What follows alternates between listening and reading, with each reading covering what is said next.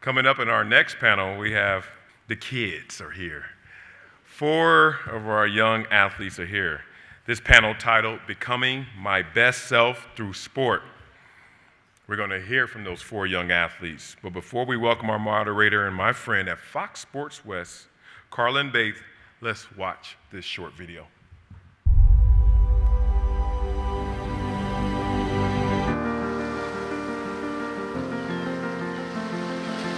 It doesn't matter why, or when, or where. It doesn't matter how. What matters is who. Who is the person brave enough to keep dreaming? Who is standing up when no one thought they could? Who is getting up even if no one believes? Who is getting back out there? Who is not backing down? Is it you?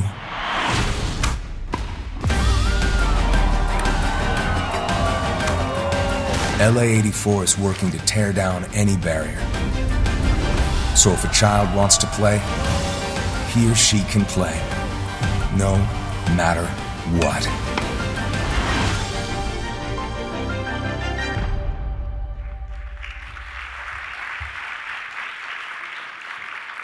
Round of applause for Carrlyn Bathe.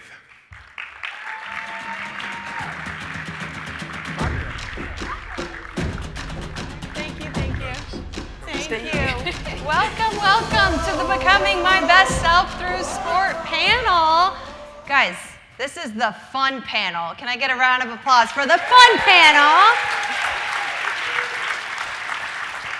Thank you everyone for being here. I'm going to introduce the panelists right now. These are 4 youth athletes that are just why you guys are doing what you're doing. They're going to be talking about their experiences through sport and why it's so important that we keep fighting the good fight to make this accessible to everyone, regardless of their situation. So let's start with Sarah Wells. Sarah, she's a rugby player, valedictorian from ICEF's View Park School and now attends USC and is a rugby coach. Give it up for Sarah. We've got Angelica Taylor. She's a soccer and volleyball player, but she said mainly soccer. She's from St. Mary's Academy and currently a part of the SAMbassador program. Welcome, Angelica. We've got Brooke Charlton. She's an ice hockey player at Vista Mar, also a SAMbassador and part of the LA Lions hockey. There we go. Give it up for Brooke. And then Henry Waterman. He went from football to track star, setting state records in the 100 and 200 meter run. Hopes to compete in the 2020 Paralympics and is currently a part of the USA Junior Paralympic team. Give it up for Henry, everybody. All right, squad, we're the fun panel, okay? We got a big name to live up to, all right? We're gonna start off with an easy question. What's your favorite ice cream flavor? Chocolate. Chocolate, what's yours? Vanilla. Vanilla? Rocky Road. Rocky Road? Vanilla. And vanilla. Okay, 2 vanillas, 1 Rocky Road, and a chocolate. Now the tough questions. Growing up and playing sports, I mean, what got you into this? What got you started with this? Can you think of a specific memory that made you kind of say, I want to be an athlete? Yeah, so just growing up, I come from a big family. I have 8 brothers and sisters. And so all of them, they're involved in sports. And so at a young age, I was at basketball games and just kind of being there and like watching was such an experience. And so I was like, I want to do this too. And so whenever like I found a new sport that I was interested in, I would like, okay, let's try this out, see if I like it. And so then I found rugby after a few sports, going through a few sports, but yeah. Wow, rugby. And now you coach it as well. Yes. So incredible. And what about you, Angelica? Can you think of a defining moment that got your love for sports started? It's very similar to hers. I have 2 older sisters, and they both have always done sports. So I was always at swim meets and gymnastics and stuff like that. So I wanted to be part of it too. So, and cousins that were my age too, who were playing soccer. So I wanted to join in too, so I decided to play soccer too, and I fell in love with the sport. That's awesome. And Brooke, for you, what was your defining moment? Well, when I went to a hockey game. I was a Kings game with my family, and I was watching the game, and I just instantly knew I wanted to play the sport. I could see myself out on the ice skating and playing the sport forever. I love that. I report for the LA Kings on Fox Sports West, so I love that your experience with a Kings game, very cool, not Ducks. No, awesome. And what about you, Henry?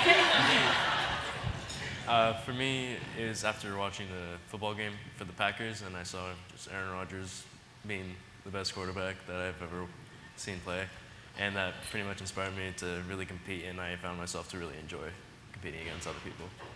That's incredible. You guys are kind of the walking advertisement for, hello, this is amazing. We're kids who play sports. This is why kids should have access to sports.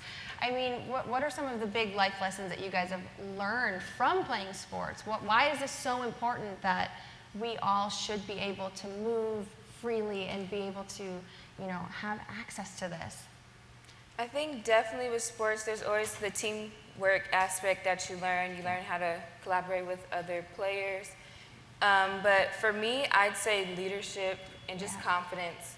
I used to be really shy, and then after playing rugby, you're on the field chasing people, tackling people, and so you have to have that self-confidence, to push yourself to really go do it. And so at first it was hard for me. I was really nervous and I didn't want to do it, but then after a year or two, I just kind of came back and with a whole different attitude. And then I just was able to do it. I pushed myself to do it. Do you remember your first tackle as a shy person? I mean, were you I have to bring this person down to the ground? Do you remember that? It was just kind of it was awkward. You have to, I didn't want to wrap around them, but I'm okay, I have to pull it down, so you just kind of fall awkwardly, and everybody's on top of each other. But yeah, it's an experience now, even feeling confidence when you're doing it is way better. Yeah. It's just Confidence, it's a major life lesson, for sure. What about you, Angelica? It helps you meet people from different backgrounds. Yeah. Because I've met a lot of people who don't come from the same background as me, and they're different races, different ethnicities, and all that. So I think it just opens opportunities for you, and you just get to meet a lot of new people, which builds your character, and yeah. Have you, gotten a best friend from sport, or anybody important in your life that you've met through sport? Yeah, I've definitely found a best friend from my team, because we've been on the same team for most of our lives, because we've been playing together since we were 8. So it just really helps you make connections and just have somebody there for you for a long time who understands everything that you're doing. Absolutely. And then Brooke, for you, life lessons that you've learned? Definitely working with a team is one, because I know in school you have group projects and you're working with people, but in hockey and in any sport, it's really learning how to be a team and not being individual. It's you're with a team and you have to support other people through that. For sure. Henry, you have kind of a dual aspect here, because you were playing a team sport and now you're kind of doing a little bit of an individual sport as well. What have you learned? Well, track still has a team sport aspect to it, because This is true. Everyone gets points to gather up as a team. But for me, I learned resilience, because even though people are going to talk trash or you can get hurt, you really got to push through it and just try to be the best that you could be at what you're doing. Do you remember your first tackle? Was it awkward too? No, because I was actually a quarterback up until high school. Oh. And then one game I was put in as linebacker, and I really liked hitting people. So. It's fun, isn't it? Yeah. Very cool. Okay, so we talk a little bit about life lessons, but let's talk about school lessons, because school is still important. Okay, sports are fun, but the classroom is where it all starts, because you have to get good grades to continue to stay on your teams. And what do you notice about what participating in sports does for you academically? Does it help? Does it kind of empower you more inside the classroom? So academics have always been really important in my family and to me, and so that was always the #1 priority just growing up, was to do well in school. Yeah. But sports kind of brought balance into my life because you shouldn't be focusing everything just on academics. You have to have balance to stay healthy and kind of keep yourself sane. And so sports was like a way you can go. I was able to go with my friends. We go to practice, you know, have fun, run around, like release energy. And then, you know, you can go home and do homework and kind of have a clear mind. So it helps stop school from driving you crazy, Yeah. essentially. And what about you? What benefits do you see? Time management, definitely. Very Trying nice. to make sure that I get everything that I need to get done for school so that I can still play sports. Yeah. So that's really what's helped a lot because we all need time management, especially in the future. Yep, adults in this room, time management, big deal, still, correct? Correct. What about you, Brooke? Definitely time management because I've realized that I need like kind of playing sports helps me like get almost like a schedule almost so then I know like how to manage like how much time I need to do homework after I come home from like a sports practice or a game. What are some of the challenges though with that? Just to elaborate on that, Brooke. I mean, even though you do manage your time, what challenges do you run into? Say you do have a game at night and you have a big test the next day. How do you juggle that? Well, usually, like, if I do have, like, a game late at night and then I have, like, a big test the next day, usually I will, like, figure out, like, talking with teachers and, like, trying to see if I can push, like, an exam, like, a day later or, like, try and go in earlier to take the test so then I don't have to, like, stress about, like, the test the next day. Yeah. Oh, my goodness. I can't imagine. Oh, my gosh. Henry, I mean, what have you learned from sport that's helped you inside the classroom as well? Also, definitely time management, but also just prioritizing your work and tried my best not to procrastinate, even though it'll still happen sometimes. Yeah. It's hard not to. Come on. Who are we kidding? We still all do it. Procrastinate just a little bit. Now, on top of academics, something that you can't learn inside of the classroom is how to handle defeat. And I think in sport, you learn how to handle second place, how to handle last place, how to handle winning a championship. I mean, what happens though when you are defeated, you feel defeated, and Sarah, you can kind of speak on this from both a coaching aspect and a player aspect. How do you cope with defeat and what kind of skills have you learned through sport to do that?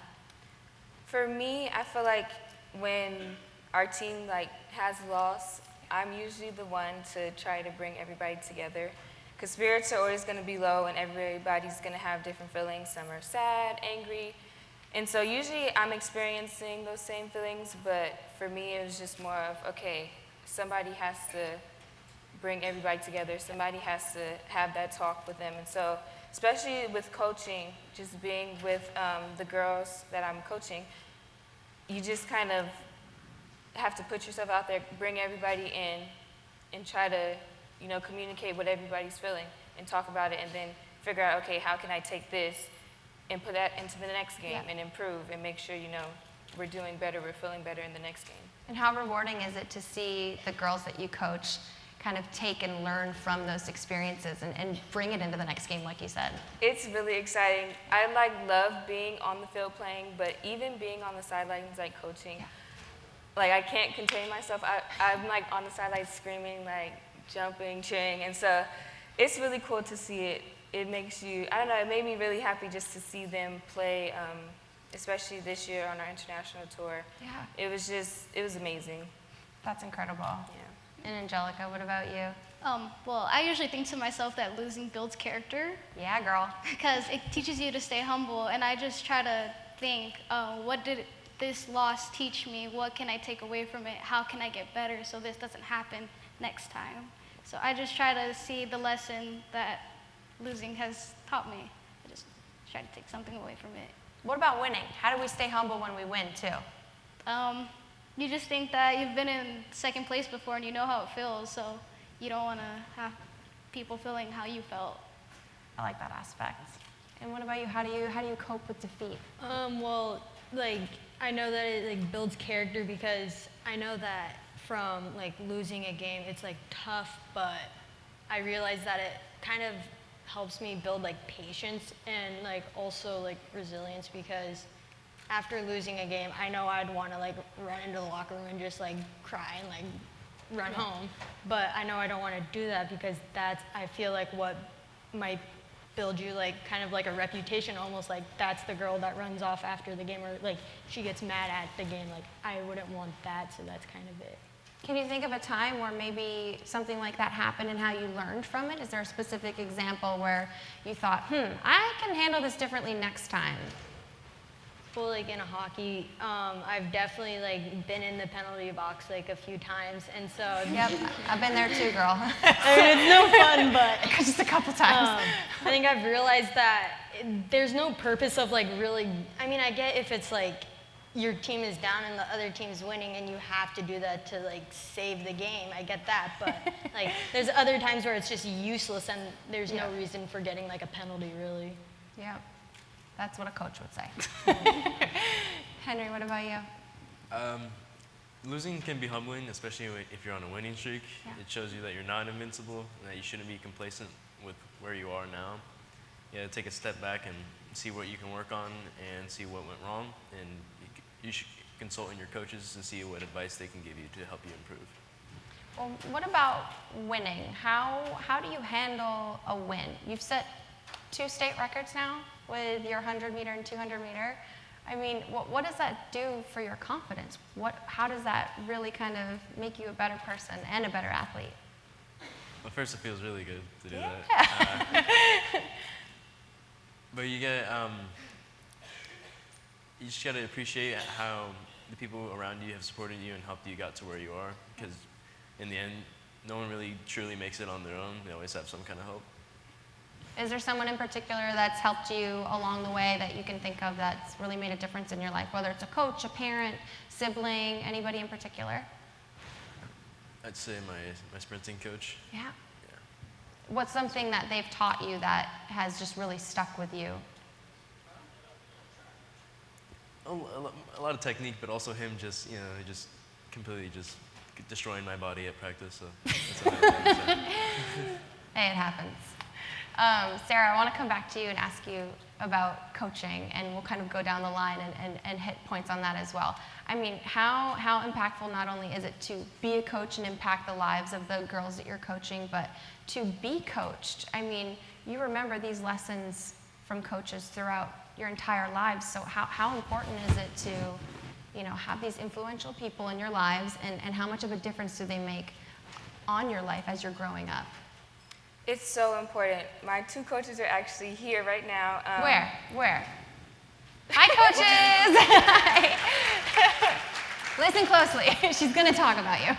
Yeah, so I've known Coach Crone since probably I was in middle elementary school. He coached my sister before me. But he's always kind of saw something in me. Yeah. And so even when I used to be shy, he pushed me a lot, and I was like, I don't know if I want to do that, But I don't know, he kept with it, he stuck with me, and so he's really pushed me, especially through high school. Yeah. Just been grooming me into a leader, teaching me things, Right. He's he'll call me over and you see this, and just explaining situations to me so that, when I get to that place in a few years, I'd be ready. And so he's always been there pushing me, and I really do appreciate it. And then as for Lisa, she came in when I was a 10th grader, and so she's always been there.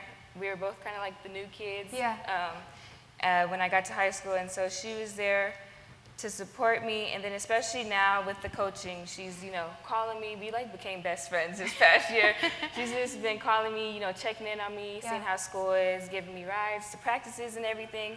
And so I think having these people in your life, they just help you grow. Yeah. Everybody's growing every day of their life. So you're going to come into contact with different people, and when people take the time to invest in you and just give you knowledge, give you time, I think you should really just appreciate that, and hopefully one day, go ahead and give back and do the same to someone else, which is what I want to do now. Right. With coaching, yeah. Now that you're giving back, I mean, what type of values and morals are you trying to instill in the girls that you're coaching?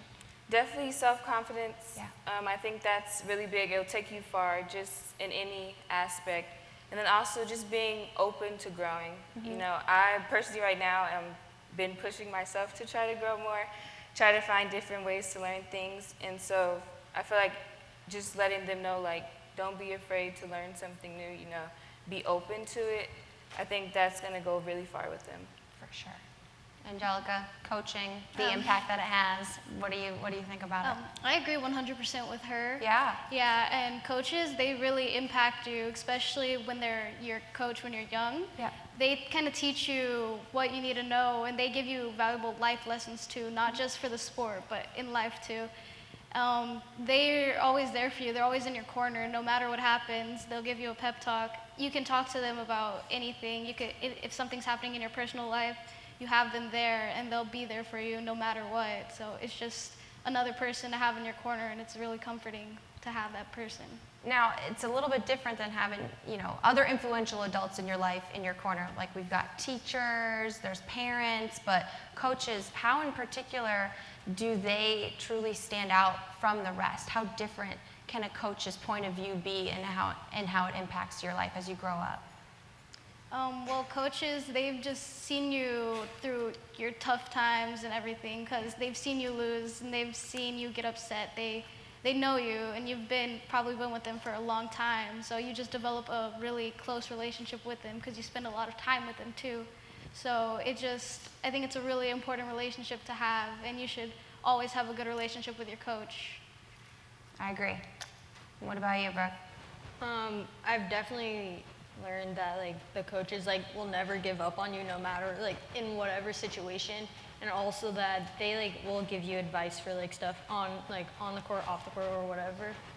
And also I have coached younger girls, the 8Us and 10Us, and so I've learned that that's helped me become a better my better self, and also a better player on the ice, because I realized that these girls when I'm off in college and older, they're going to be the next generation soon. And so, I want to give them, kind of back what I've, learned from other coaches.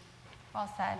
And Henry, we kind of touched base on it, or we touched base on it at the end of the last series of questions, but do you have anything else you can add about, kind of the impact of coaching and how important it is? Coaches are pretty much there for everything you need for your respective sport. They'll teach you, they'll advise you, they'll yell at you. It's like having another parent with you on the field. Yeah. So you're glad to have them. So Yeah, that's very true. We're talking about kind of some of the serious stuff about coaching and what you can learn through sport, but if you were to kind of let loose for a second and think about one of the most fun defining moments that you've experienced, whether it was playing your own sport, whether it was coaching your own sport, or watching a sport that you love, can you think of something that really just got you so pumped up, so excited, and just excited about life? I have a lot of experience I could think of, but one in particular, I would say we usually had Saturday games with the boys and girls early in the morning. So you have to get to school maybe around 6, 7 in the morning. Whoa. Yeah, on Saturdays. But we'd get on the bus and we'd drive about an hour or two to go play in a tournament. And so most of the ride up there, everybody would be asleep or listening to music. Yep. And then the ride back, usually if we had a good day, it would be just everybody's playing music, talking up, eating snacks, stuff like that. And so that was just kind of, I think, a good team bonding moment. The camaraderie. It was just really cool. And then another thing, during our international tours, we're with the same group of people for around 2 weeks, and so you just kind of are experiencing new things, new people, new cultures together. You guys are growing together as one, which is really cool. Well said. What do you got? For me, it was a couple years ago.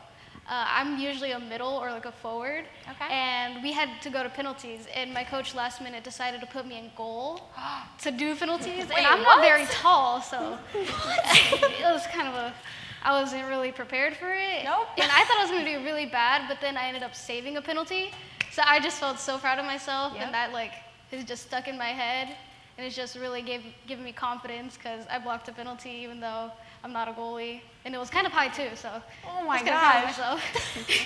What ran through your mind when you were wait a minute, I'm going to go in the goal now? What are you even thinking? I was just confused. I was I'll try my best, but I don't think I'm gonna save any. I don't think it's gonna be good. But if this is what you want, then I guess. Did it feel like you won a championship when you were yeah, save that? Yeah. Nice. What about you? It's one moment was definitely when our team beat the Lady Ducks. Like, they're our huge rival, and we had never beaten the team ever. And so, like, that moment, we had to, like, work hard because, like, we knew going into the game we were going to be the underdogs. We were, like, the Ducks, like, when they went out on the ice, they, like, already knew they felt like they already won the game, like, when they stepped out. But, Yeah. like, we had to work hard, and, like, we knew, like, every period, like, our coaches would say, like, at the start of the period, it's 0-0. Like, it doesn't matter what the score is, it's 0-0, and we would play with that, like, mentality, so then we knew we wouldn't get, like, focused or, like, so, like, really focused, like, on the idea of, like, winning the game, basically. How big is that rivalry? You said it's a rivalry. Is it just like Kings Ducks Yeah. on the national level? It is? Is it that strong? Kinda? Yeah. Yeah? Cool. All right, Henry? Well, my favorite moment would just be any one of Aaron Rodgers' legendary Hail Marys. He just launches that, just like 60 yards, right in the end zone, just Jordy Nelson just. Great reenactment. Love it.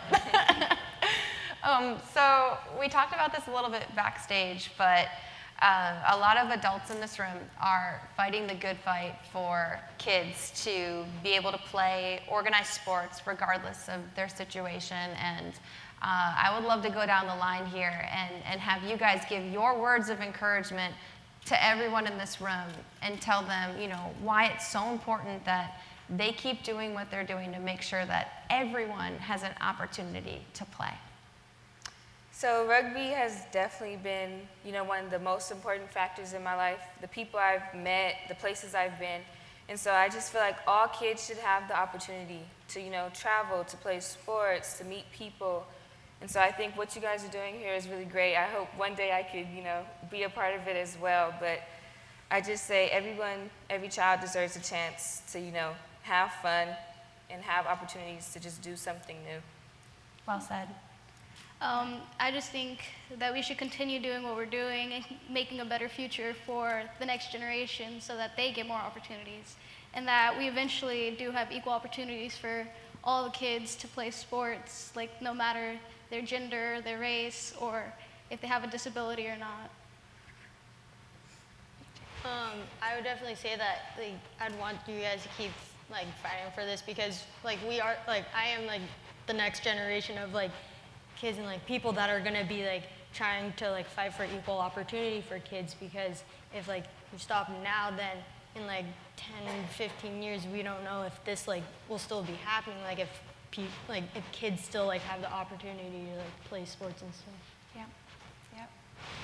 Well, sports have always been a big part of my life, and I know a lot of kids always have that dream to have any kind of shot at making it to the big leagues for any kind of sport. And I have, like, a shot now, so it's just really cool if every kid has their chance to try and shine. Well said, you guys. We've got a couple minutes left. I'd love to open it up to the audience for some remarks or statements that anyone would like to make to the kids. I know we have some microphones around, and anybody that would like to stand up and say something, please feel free. Anybody at all? There we go, in the back. So for the ladies that play, oh sweet. There we go. Oh my God. Well, I want to thank my mom. No.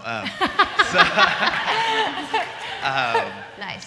So for the young folks up there that are playing, I don't know, not one of the top, top three, big three that people consider sports, like, how do you feel playing a sport, for example, like rugby, that's typically seen as, males playing that's rough and aggressive, or hockey, you're not having your front teeth. How do you feel playing with those things and setting the bar for women and, everybody in between? I'd say, honestly, I think the girls in rugby play a little more rougher than the boys. But I just say, just go for it. Don't be worried about who's doing what. Just do it. If you want to play, if you're passionate about it, if you're interested in it, you want to learn more, just go ahead and do it. Don't let anything stop you. Well, I mean, when I started out, I was really one of the only girls out on the ice, and I kind of felt like I had to, like, kind of wedge my myself into a place that, so then I knew the guys and the other teammates I had like would accept me as not just another guy on the ice, just like as another player, really. Well said. Do we have another one somewhere?